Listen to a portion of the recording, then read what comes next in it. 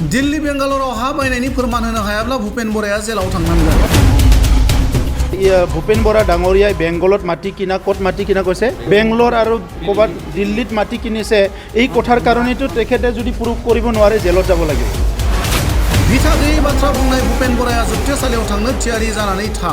इमान baseless কথাবিলাক কয় हिटु गाँवर कोनबा सरू लराजने कोৱাৰ निचिना एजन स्टेटक रिप्रेजेंट কৰা एजन कांग्रेस प्रेसिडेंटे এনেকা কথা কৈছে তেনেহলেতো তেখেতে জেলত যাবলৈ সাজু হৈ থাকক। भूपेन बराया बबेयाव मा खालामदों खालामाखै बेखौ नायनो जोंहा सम गैया। भूपेन बरा डाঙरियाय कत की কৰি আছে कत की কৰা নাই আমাৰ हिटु চাবলৈ একো সময় নাই এতিয়া। जों बडलेण्डखौ जौगानायनि खामानि मावगासिनो। आमी बडलेण्डखन उन्नत কৰাৰ কাৰণে ইয়াৰ ছাত্ৰ ছাত্ৰী ইয়াৰ যুৱ যুৱতী ইয়াৰ খেলুৱৈসকল ইয়াৰ খেতিয়কসকল ইয়াৰ শিপিনীসকল ইয়াৰ আইমাতৃসকলক আগুৱাই নিবৰ কাৰণে অসমৰ মুখ্যমন্ত্ৰী ডক্টৰ হিমন্ত বিশ্ব শৰ্মা ডাঙৰীয়াৰ নেতৃত্বত আমি সকলো কাম কৰি আছো। जाख्लनायखौ फोरमान होनो भूपेन बराखौ चेलेन्ज आरो मानहानि गसर होनो थियारि होनना प्रमद बर'नि गोख्रों बिबुंथि। मैया क'क्राझाराव कंग्रेसनि मोनसे जथुम्मायाव बाहागो लानानै कंग्रेसनि आफादगिरि भूपेन बराया बिटिसिआव जाख्लनाय जादों। बडलेण्ड बिग्रा दैदेनगिरिफोरा दिल्ली बेंगालराव हा बायदों। प्रमद बर'आ डिभाइड आसाम 50-50 स्ल'गाननि सोलायै डिभाइड माने 50-50 खालामदों होनना बुंनायनि हेंथायै दिनै गोख्रों फिनजाथाय होदों बिटिसिनि गाहाय मावफुं सोद्रोमा प्रमद बर' बिथाङा। बिथाङा बुङो दि तामुलपुराव आंहा गावनि न' आरो आफानि हा हु दं, बेयावनो थानो सम मोना, गावनि न'आवनो थानो सम मोना, दिल्ली बेंगालराव मानो हा नांगौ। भूपेन बराया मा खालामदों खालामाखै बेखौ नायनो जोंहा सम गैया। जों बडलेण्डखौ जौगानायनि खामानि मावगासिनो होनना बुंनायजों लोगोसे जाख्लनायखौ फोरमान होनो हायाब्ला मानहानि गसर होगोन होनना प्रमद बर' बिथाङा खौरां बिजोंनि गेजेरजों ओरैबायदि बुङो।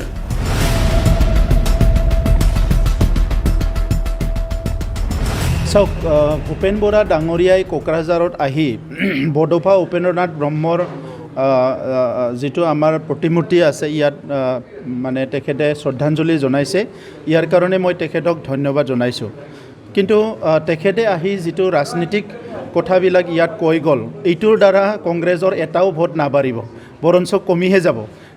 তেখেতে যদি ভাবিছে এইখিনি কথা কৈ যদি কোকৰাঝাৰত আহি UPPLক প্ৰমোদ বৰক কথা কৈ পেলাই তেখেতে ভাবিছে যে কংগ্ৰেছত আৰু কিবা উত্থান হ'ব, সেইটো কোনো ধৰণৰ উত্থান ইয়াত নহয়।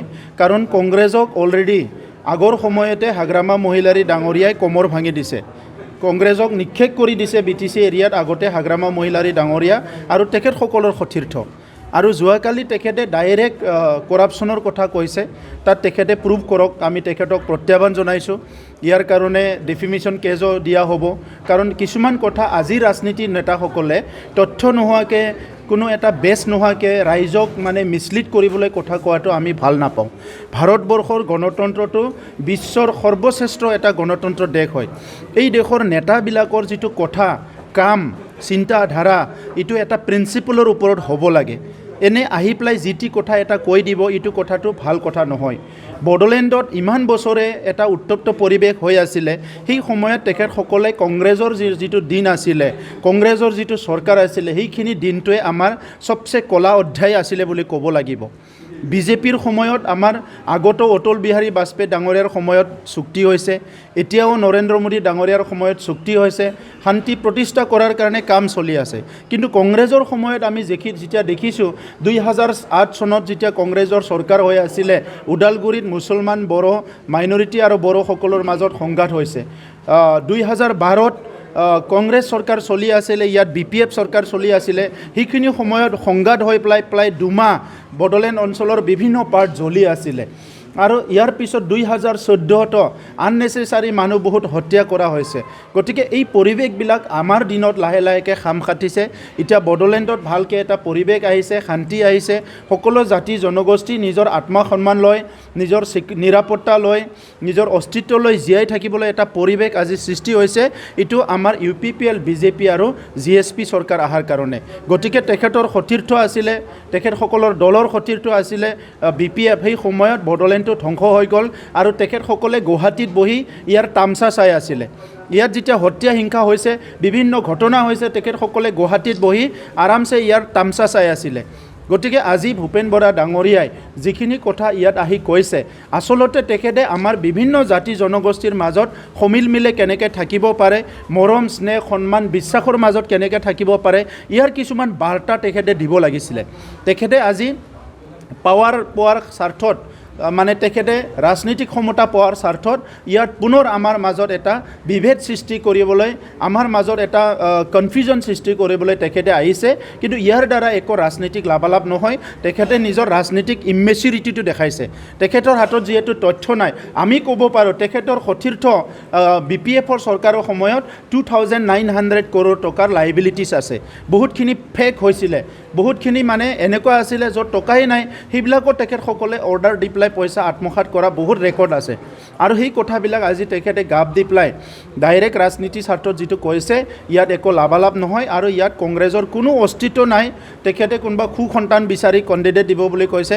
সন্তান বিচাৰক আমিও বিচাৰোঁ তেখেতসকলে ইলেকশ্যন খেলক ইলেকশ্যন খেলাটো আমিও বিচাৰোঁ কংগ্ৰেছে আহি ইয়াতে ইলেকশ্যন খেলক তেখেতে কেম্পিং কৰক ভালকৈ কাম কৰক সেইটো আমিও বিচাৰোঁ UPPLA না মোক কিনা বুলি কৈছে যদি মোক কিনা বুলি কৈছে ভূপেন বৰা ডাঙৰীয়াই বেংগলত মাটি কিনা ক'ত মাটি কিনা কৈছে বেংগলোৰ আৰু ক'ৰবাত দিল্লীত মাটি কিনিছে এই কথাৰ কাৰণেতো তেখেতে যদি প্ৰুভ কৰিব নোৱাৰে জেলত যাব লাগিব কাৰণ ব্যক্তিগতভাৱে মোৰতো কোনো উদ্দেশ্যও নাই মাটি কিনাৰ মোৰ তামোলপুৰত নিজৰ ঘৰ আছে দেউতাৰ মাটি আছে তাতে থাকিবলৈ সময় নাপাওঁ আৰে সদায় মানে সিটোকে ভাবি থাকোঁ যে কেনেকৈ নিজৰ ঘৰত থাকিব পাৰিম নিজৰ দেউতাৰ মাটিডোখৰত থাকিব পাৰিম তাত থাকিবলৈ সময় নাপাওঁ মোক কিয় বেংগলোৰত মাটি লাগে কিয় দিল্লীত লাগে ইমান বেচলেছ কথাবিলাক কয় সিটো গাঁৱৰ কোনোবা সৰু ল'ৰাজনে কোৱাৰ নিচিনা এজন ষ্টেটক ৰিপ্ৰেজেণ্ট কৰা এজন কংগ্ৰেছ প্ৰেছিডেণ্টে এনেকুৱা কথা কৈছে তেনেহ'লেতো তেখেতে জেলত যাবলৈ সাজু হৈ থাকক কোনো বেচলেছ কথাবিলাক কৈ ৰাজনীতি নকৰিব আমি সেইটো নিবিচাৰোঁ